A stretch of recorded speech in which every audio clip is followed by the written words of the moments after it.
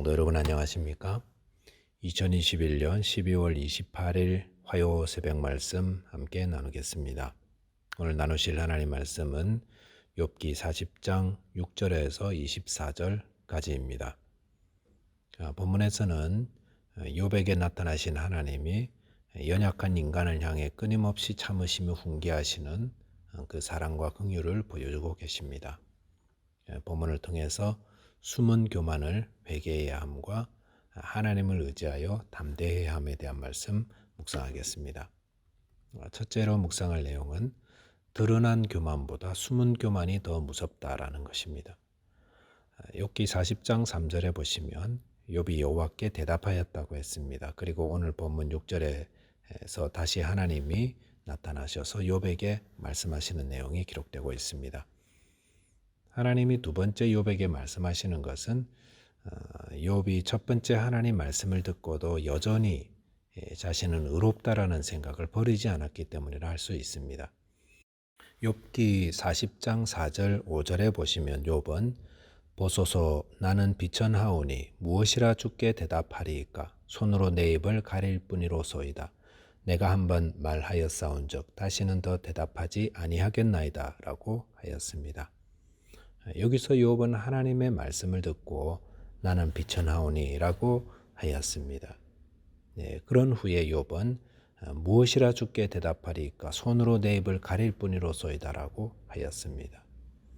욥은 자신이 하나님께 대답할 말이 없다라고 하였습니다. 그러면서 다시는 더 대답하지 않겠습니다 라고 하였습니다. 욥의 이 말은 자신이 하나님 앞에서 겸손하며 낮추는 것처럼 보일 수 있습니다. 그런데 만약에 정말로 겸손하며 자신을 낮추었다면 어떻게 해야 할까요? 그것은 하나님 앞에서 진정한 회개가 나와야 합니다. 진정한 회개라는 것은 자신의 무능과 자신의 교만, 자신의 그릇됨에 대한 인정 이런 것이 있습니다. 그런데 욥은 저는 대답하지 않겠습니다 라고 하며 인정도 부정도 하고 있지 않습니다. 이런 욥의 모습은 아직도 나는 의로운데 라는 그런 교만을 품고 있다는 것을 보여줍니다. 본문 8절에 보시면 네가 내 공의를 부인하려느냐 내 의를 세우려고 나를 악하다 하겠느냐라고 하였습니다. 욥은 여전히 자신의 의로움을 주장하며 자기에게 고난을 허락하신 하나님이 불의하신 것처럼 불평하고 있습니다. 이것은 욥의 숨은 교만을 보여주고 있다 할 수 있습니다. 만약 욥이 하나님의 말씀을 통해 하나님의 주권과 능력을 알았더라면 그는 회개했을 것입니다. 그것이 하나님 앞에선 겸손한 인간의 바른 모습입니다. 이사야 6장에서 성전에 가득한 하나님의 영광을 대면한 이사야는 이사야 6장 5절에 보시면 그때 내가 말하되 화로다 나여 망하게 되었도다. 나는 입술이 부정한 사람이요 나는 입술이 부정한 백성 중에 거주하면서 만군의 여호와이신 왕을 배웠음이로다 하였더라 라고 하였습니다. 이사야는 하나님 앞에서 자신의 허물과 죄인됨을 알고 회개했습니다. 이것이 하나님을 아는 자의 모습입니다. 우리가 하나님을 알아갈수록 자신의 죄인됨을 더 부각되기 때문에 회개하며 더 겸손할 수밖에 없습니다. 마음에 숨은 교만이 있는데 하나님의 전능하심과 광대하심을 듣고 알면서도 여전히 나는 의롭다, 나는 잘하고 있는데 이런 생각을 버리지 않고 있다면 그것이 바로 숨은 교만 때문입니다. 숨겨진 교만은 드러난 교만보다 훨씬 더 위험하고 악합니다. 겉으로 드러난 교만은 쉽게 회개할 수 있지만 숨겨진 교만은 자신도 속이기 때문에 더욱 어렵습니다. 본문에서 하나님이 왜 또다시 욥에게 말씀하시는 겁니까? 그것은 욥의 숨은 교만을 드러내고 회개케 하기 위해서입니다. 이 숨겨진 교만은 모든 문제의 원인을 나 말고 다른 곳에 있다고 생각합니다. 그래서 욥도 지금 자신의 고난이 자신 외에 하나님께 있다고 생각하는 것입니다. 우리가 다른 사람을 판단하며 문제의 원인을 나에게 있지 않고 다른 곳에 있다고 생각하고 있다면 우리 안에도 뿌리 깊은 숨겨진 교만이 있다는 것을 말합니다. 숨은 교만에 대한 말씀을 듣고 나는 아니야. 그러면서 다른 어떤 사람을 생각하고 계시다면 100% 맞습니다. 한꺼풀만 벗겨보면 내 안에 시커먼 교만 덩어리가 숨겨져 있을 겁니다. 저와 여러분께서 숨은 교만을 회개함으로 하나님의 은혜를 잊게 되시기 바랍니다. 두 번째는 하나님을 의지하여 담대하며 평안해야 한다는 것입니다. 본문 15절 보시면 이제 소같이 풀을 먹는 베헤못을 볼지어다 내가 너를 지은 것 같이 그것도 지었느니라 라고 하였습니다. 하나님은 여기서 소같이 풀을 먹는 베헤못에 대해 말씀하십니다. 베헤못이란 큰 짐승이라는 뜻이며 소같이 풀을 먹는 초식 동물이라고 하였고 또 이후에 나오는 설명들을 볼 때에 하마를 이야기하고 있다 할 수 있습니다. 하나님이 욥에게 하마에 대해 이야기하시는 이유는 하나님의 주권적 능력을 알려주기 위해서입니다. 하나님은 욥에게 내가 너를 지은 것 같이 그것도 지었느니라 라고 하셨습니다. 그러면서 이후에 하마의 놀라운 생태와 육중한 힘에 대해 말씀해 주십니다.